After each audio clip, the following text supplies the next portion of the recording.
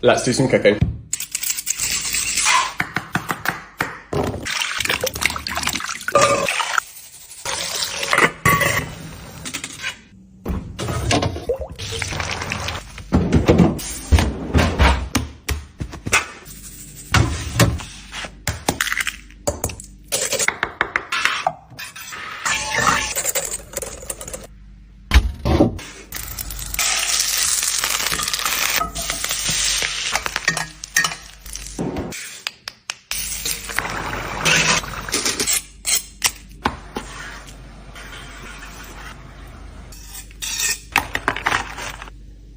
Honey chipotle chicken tenders, and now these chicken tenders are just simply unreal, packed full of flavour, the perfect blend of sweet and spiciness. I don't know what else there is to say about them really, they're just banging. Not to mention super quick and easy to make. Now that's enough describing. To make them you just need to knock up your chicken tenders and bake or air fry them. Mix together your honey chipotle sauce and simmer it until it's thick and sticky, and then dip those chicken tenders in. These will go perfectly in a wrap, or you could just eat them by themselves as a little indulgent kind of high protein snack. Save this recipe for later.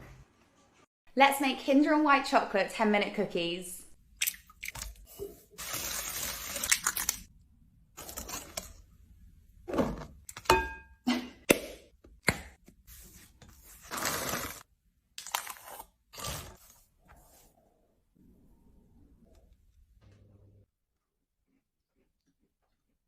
Here's a little appetizer snack situation that I have become obsessed with this summer, and it uses those gorgeous summer tomatoes that you always need to use up. First, you're going to take a puff pastry and cut that into squares. Then you're going to shred some spicy cheddar.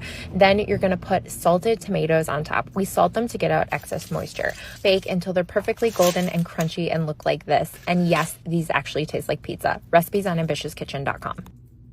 This is 30 days of family dinners on a budget, and we are up to the final day. Day 30 brings you a family beef and potato pie using the simplest of ingredients that make the most delicious gravy. I love factoring recipes like this on my weekly meal plan. I find it satisfying home cooking our meals and saving money by not eating out, and doing it in a way that means I'm not spending hours in the kitchen. This is an easy recipe that comes together quickly, is less than $5 a serve, can be made ahead, ready for when you need it, and is so delicious served year round, either with steamed veg or a crisp salad. Save this for when you next need some dinner inspo. You will love it. Today we're making this steak sandwich with barbecued veggies topped with this delicious chimichurri sauce. Some say this is the greatest condiment for steak. What do you think? You've definitely got to try this. In a bowl, add soy sauce, red wine vinegar, olive oil, Dijon mustard, Weber steak seasoning, pepper, salt, then whisk.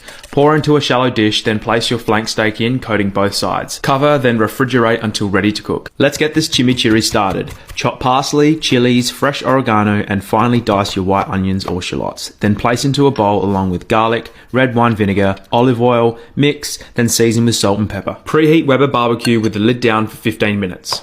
Slice your onions and capsicums and drizzle with olive oil.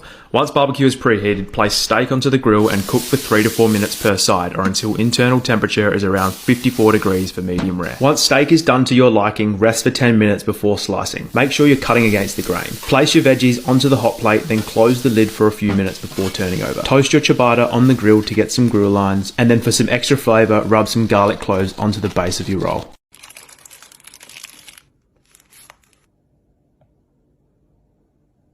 This is 30 days of family dinners on a budget. Day 29 brings you this creamy, delicious lemon chicken risotto. So good.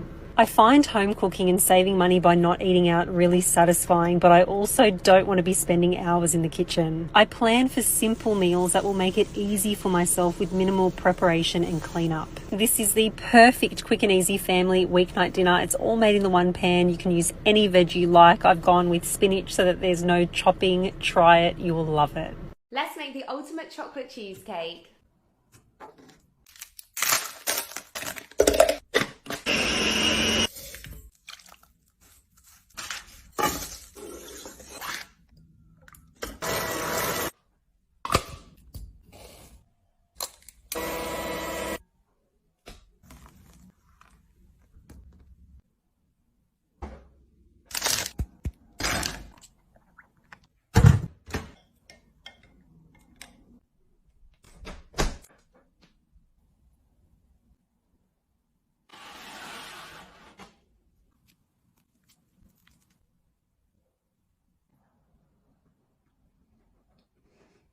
Now that it's unofficially fall, you're going to be bombarded by tons of pumpkin recipes, and I think this is the one recipe that you have to make. It is incredibly moist, and if you've never had a brown butter cream cheese frosting, well, it's about to change your life. To a bowl, add white sugar, brown sugar, eggs, vegetable oil, pumpkin puree, and vanilla extract, and whisk until smooth. Then you'll add the dry ingredients, which is all-purpose flour, pumpkin spice, cinnamon, baking soda, baking powder, and salt. When you have a batter, transfer it to your loaf pan and pop in the oven to bake. Moving on to the frosting, we're going to brown our butter, let it solidify to room temperature, and then beat that with some cream cheese, powdered sugar, and vanilla extract. Once the cake has come out of the oven, let it cool for about an hour so that our frosting doesn't melt. Then we'll add a nice thin layer, because you don't want it too sweet, of the frosting on top, sprinkle with some pumpkin pie spice, slice, and that is basically it. It is just so soft and packed with so much pumpkin flavor. This is my whole grain breaded crispy cod with homemade tartar sauce and parmesan peas. Fish and chips used to be one of my favourite takeaways on a Friday evening, and I like to create all of those classic flavours that I love in dishes that are both simple and healthy. Simple swaps like using wholemeal bread and making a lighter tartar sauce with 0% yogurt, but the most important thing is that none of my recipes ever sacrifice on flavour. This is food that I love to eat. Proper home cooking, classic comforts that make both my body and my mind feel good. Golden chicken ramen for the soul. Trust me when I say this is the closest to restaurant ramen I have ever made at home using the Itsu ramen noodles and their brilliant broth. It's quick, ultra convenient, full of nutrition and perfectly balanced. Served with crispy chili oil and an oozy 6-minute egg. Just so good. Here's how to make the fudgiest Halloween ghost brownies. Whisk together melted butter and both sugars, then whisk in the eggs until really light and fluffy. Melt the chocolate in the microwave and let it cool slightly, then pour it into the bowl and whisk until combined. Sift in the flour, cocoa powder and salt, then fold it into the mix. You guys always ask how I line my tin, so here it is in 2 seconds. Scoop in the brownie batter and smooth it out. Bake until the top cracks and it no longer wobbles, then let it cool. Microwave dark chocolate and double cream, stirring gently until smooth, then pour it over the brownie and smooth it out. Make ghost shapes out of melted white chocolate, then draw on 2 eyes and a mouth with melted dark chocolate. Top with sprinkles, let it set in the fridge, then slice into 16 pieces, and that's it. Perfect for Halloween parties. Enjoy!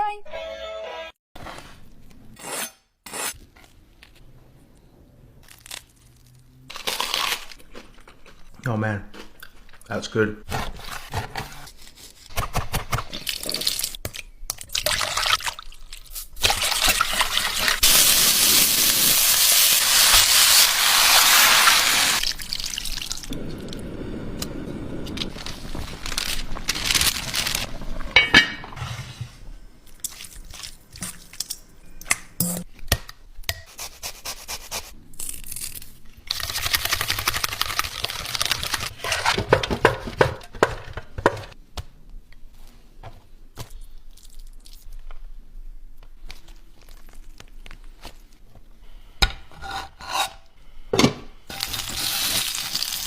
Here's a little appetizer snack situation that I have become obsessed with this summer, and it uses those gorgeous summer tomatoes that you always need to use up. First, you're gonna take a puff pastry and cut that into squares. Then you're gonna shred some spicy cheddar. Then you're gonna put salted tomatoes on top. We salt them to get out excess moisture. Bake until they're perfectly golden and crunchy and look like this. And yes, these actually taste like pizza. Recipes on ambitiouskitchen.com. Let's do some cooking.